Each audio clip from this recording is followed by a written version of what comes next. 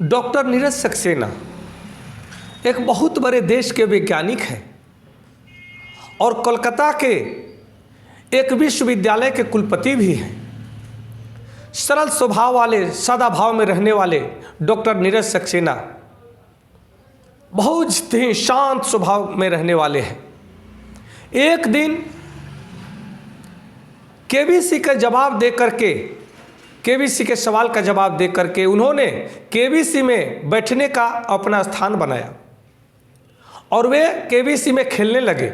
अमिताभ जी के सामने hot seat पर बैठ करके वे केबीसी खेल रहे थे। खेलते हुए सभी प्रश्नों का सहजता से जवाब देते हुए वे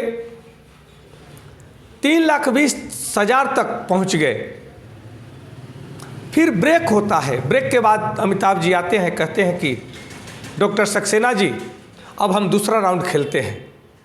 तब डॉक्टर सक्सेना जी कहते हैं कि सर नहीं, अब मैं यह खेल छोड़ना चाहता हूँ। अमिताभ जी बड़े आश्चर्य में पड़े कि आखिर क्यों। उन्होंने कहा कि कोई और भी इंतज़ार कर रहा है। मेरे से महत्वपूर्ण उन लोगों को है जिनको ज़्यादा ज़रूरत है।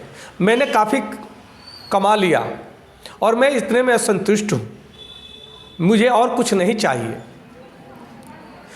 डॉक्टर नीरज सक्सेना जी कहते हैं कि पहले मैं भी केवल अपने लिए ही सोचता था, परंतु जब से हमें डॉक्टर अब्दुल कलाम जी के साथ काम करने का मौका मिला, उनके सानिध्य में काम करने का जब से मौका मिला, जब से उनको देखा, उनका प्रभाव मेरे ऊपर इतना पड़ा कि मैं अब दूसरों के लिए और देश के लिए सोचता हूँ। इसलिए मैं जितना मैं हूँ संतुष्ट हूँ, मैं खुश हूँ, मुझे और नहीं चाहिए। किसी और को मौका मिले, उसकी ज़रूरतों की पूर्ति हो, हमारा यही आकांक्षा है।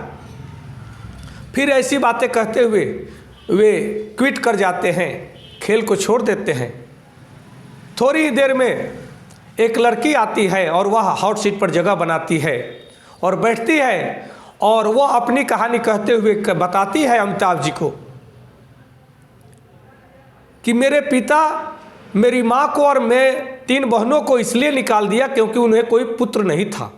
मैं 3 बेटियों को देख करके वे परेशान थे, इसलिए हमें बहुत ज़रूरत है। ये बात सुन करके समझ में आता है कि अगर उस दिन डॉक्टर नीरज सक्सेना जी उस हॉट सीट को नहीं छोड़ते तो उस लड़की को मौका नहीं मिलता और वह अपने जीवन में कुछ प्राप्त करने का जो अवसर था उसको खो देती। यह देख करके हमें बार बार नीरज सक्सेना जी को नमन करने का इच्छा हो रहा है। ऐसे प्रतिभावान, ऐसे दयावान, ऐसे उदारतापूर्ण, दानवीर व्यवहार वाले बड़े भाग्य से ऐसा व्यक्तित्व मिलता है जो हमारे देश में ऐसे व्यक्तित्व की कमी नहीं है। और ये साक्षात ईश्वर ऐसे व्यक्तित्व में निवास करते हैं। ये साक्षात ईश्वर के स्वरूप होते हैं। इसलिए आज सब लोगों को लगी है कि हम क्या बटोर लें, अपने बच्चों को लिए क्या इकट्ठा कर लें। कहा गया है कि पूत सपूत तो क्या धन संचय, पूत कपूत तो क्या धन संचय। अर्थात पुत्र अगर या पुत्री सपुत्र होंगे, अच्छे सुपात्र होंगे, तो उनके लिए भी धन संचय करने की आवश्यकता नहीं है, वे अपने मुताबिक धन को अर्जित कर लेंगे। परंतु पुत्र या पुत्री कुपात्र हो जाएंगे तो उनके लिए भी धन संचय करने की आवश्यकता नहीं है, क्योंकि वे संचित किए हुए धन को, इकट्ठा किए हुए धन को आपके ही सामने नष्ट कर देंगे, बर्बाद कर देंगे। फिर आपको जीते जी मृत्यु से भी ज़्यादा दर्द होगा कि मैंने क्यों धन कमाया, किसके लिए मैंने बेईमानी की, किसके लिए इतनी मेहनत की। इसलिए जितनी की आवश्यकता है उतने ही कमाएं और जितनी की आवश्यकता है उतने में चलें। जो आपके पास है वो पर्याप्त है, तो अपनी प्राप्ति में ही पर्याप्त समझ करके, क्योंकि जीवन में संतोष से बड़ा कोई धन नहीं है। आप कितना भी कमा लें और संतोष नहीं है तब आप अंदर से कंगाल हैं, व्यग्र हैं, बेचैन हैं, परेशान हैं।